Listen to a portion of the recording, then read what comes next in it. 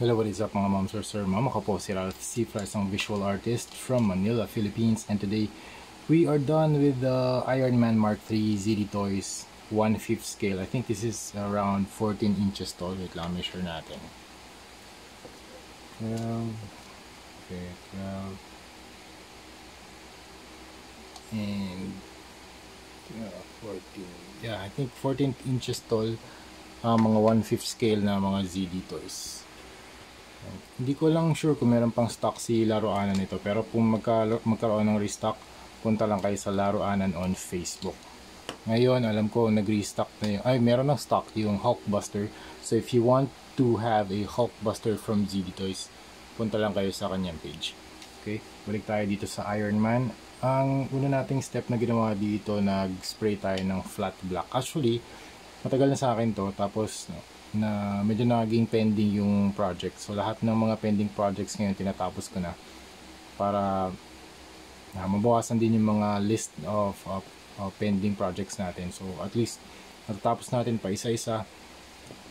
Client work, personal work, paintings. I also do paintings right now na bumabalik ako sa mga sa mga canvas, paintings on canvas like ink. So marami din akong dinodrawing, pinapaint. So papakita ko yun sa inyo sa next couple of videos. So magre-review tayo pa ng maraming toys. Actually meron pa tayong pending from YOLO Park and Blockies. So dito ang first step na ginawa ko, nag-spray tayo ng flat black, tapos dry brush with steel. Yan.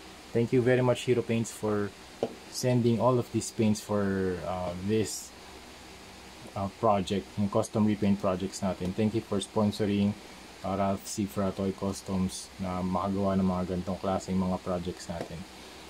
Okay, tapos after nung dry brush, gumawa na tayo ng camouflage pattern. Yung first layer ito, yung darkest muna, matte rubber black.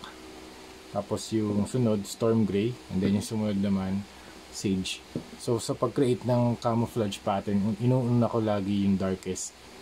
Tapos yung mid-tone, and then yung highlights. So sa darkest, thick brush. Sa base color or sa mid-tone, medium brush. Tapos dun sa highlights, smaller brush. Okay, tapos dito sa faceplate nya, this one, cargo brown and dry brush ng light camo brown. Okay. Meron din siyang LED. Yung eyes kasi nito on the previous na project, actually black and gold to dati. Ginawa ko na siyang ngayon, camouflage. Okay. Meron din siyang LED, pwede siyang i-charge using type C. Meron din dito Wait lang matanggal. Mag-upload din ako ng full tutorial. Hindi pala siya type C. USB type A lang. Pero meron namang kasamang cord dito sa sa box.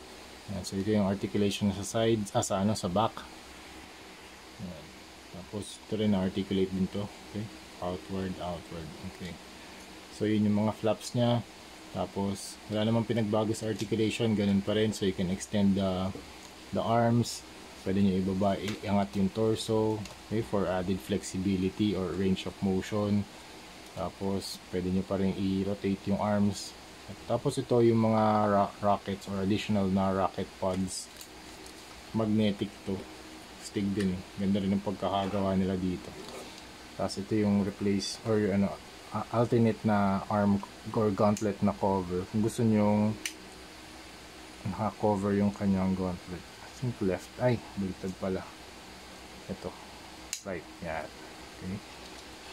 Tapos after pala nung camouflage and then yung brown, gumawa tayo ng repulsor blast effect using mga paggagamit ko dito, red, orange, yellow, and white.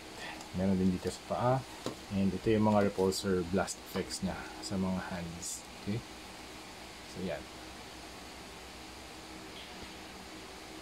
Alright, ano pa ba? Other than that, yun na yung ginawa nating project. Tapos, yung ginawa nating process. Tapos, after nun, nag-apply na rin tayo ng top coat for protection. So, that's it mga ma'am sir. Marami pa tayo i-upload. So, that's it for now. Thank you very much for watching. Ito pala yung baba. Ayan. Para makita niyo yung full Tapos meron din akong full upload ng full tutorial nito kung paano ko siya ginawa. Okay, so yun lang. Thank you very much for watching and see you sa next video. Bye bye.